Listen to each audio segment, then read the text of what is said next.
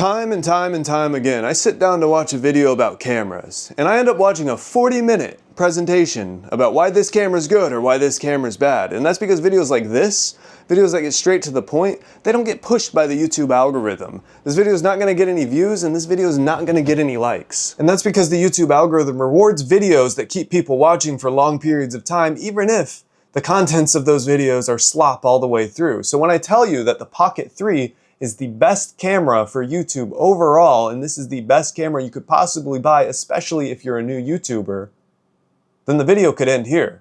And that's it. That's all I have to say. This is the best camera. It's the Pocket 3. But if we wanted to look at other cameras like the Insta 360, which we can see here that this camera has a 360-degree view and can capture absolutely everything, and the quality on it's really not bad at all. So why isn't this the best camera? Well, it's mostly because you have to pre-edit your clips before you edit your clips. So as you can see here, you take the footage from the 360, you throw it inside this software, and then you can frame everything exactly how you want it. It could be super zoomed out, super zoomed in, and this sounds like an amazing thing, like, oh, I could just turn the camera on and get whatever angle, whatever shot I need. Which, yes, that is true, but this is the most annoying process you're gonna face in your entire life. Because not only do you have to edit each individual clip by itself, but it also takes quite a while for these to render, and then, after all that, you can import it into your actual editing software and edit it from there. So for me, that makes the Insta360 camera incredibly annoying to use, and I really don't want to touch it unless there's some sort of specific shot that I really need it for. Or maybe you have a giant budget and you just want to buy the best camera that money can buy. Here, you're looking at me through a Sony A7IV on complete auto mode, so I'm not doing any extra stuff. It's just thrown on auto, everything's just automatic. And this is the quality of this camera. This is one of the best cameras you could possibly purchase. But the problem with something like this is it's absolutely huge. Just look at it. It takes up so much space. There's actually 2 tripods just keeping this thing up to keep its balance so it doesn't fall over or anything like that. Not only is it huge, but it's also super expensive. You see, the camera itself is about $2,000. The lens is about $1,000. The microphone I've thrown on it, that's another $300-400. And then this thing, that's $40. The tripod's maybe like under $100. Either way, this thing is extremely expensive, and you don't need just one lens. You also need other lenses for other things that you need to shoot. This one's about $500 and this one was like $80. That makes this camera super impractical for anyone wanting to use it. Not only that, but it's super heavy, which the Pocket 3 is not. Which again makes the Pocket 3 one of the best cameras you could possibly buy for YouTube. It's tiny, it's portable, you can break it apart, it charges quickly, you can record in vertical or horizontal. It has a little gimbal on top of it that keeps everything steady. But maybe you just like the look and feel of a camera like this. Like this type of camera gets your creative juices flowing, but you can't quite afford one this expensive. There are other options when it comes to DSLR or mirrorless cameras,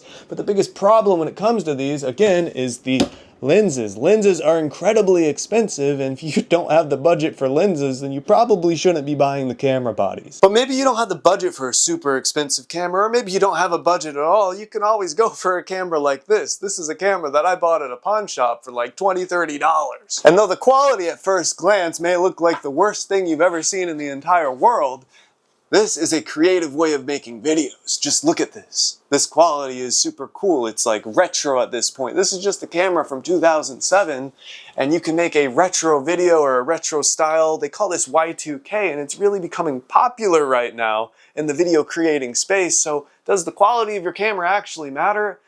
I don't think so. I think the personality that you bring to the table is what matters more than the quality of the camera. And to prove this, here's a video of Mr. Beast that has 23 million views where the quality is just horrible. Hopefully this camera is picking that up. But if that's not enough, here's also Charlie that has 27 million views, and everybody knows Charlie for the longest time had the worst camera you could possibly imagine. So the camera you choose actually doesn't matter all that much, but it is nice to have versatility. Right here on my face are the Ray-Ban Meta glasses. And as you can see, these give a unique perspective on what a camera can be. This is a first-person POV shot. You can see both of my hands. It's a unique type of camera that you could use for certain types of filmmaking. Or we can come over to our phone, press this button, turn this on, and then go over to video mode, turn this on, and all of a sudden we have the most accessible camera that you could ever imagine. The one that you carry with you everywhere. And when we flip this over, we actually get better quality video than, you know, the front selfie camera. Now the reason I don't like to use the iPhone is because honestly iPhone footage is really annoying to edit. It's really hard to move from an iPhone onto a PC, at least a Windows computer. Which is pretty much the only reason I have a Mac sitting here, is because sometimes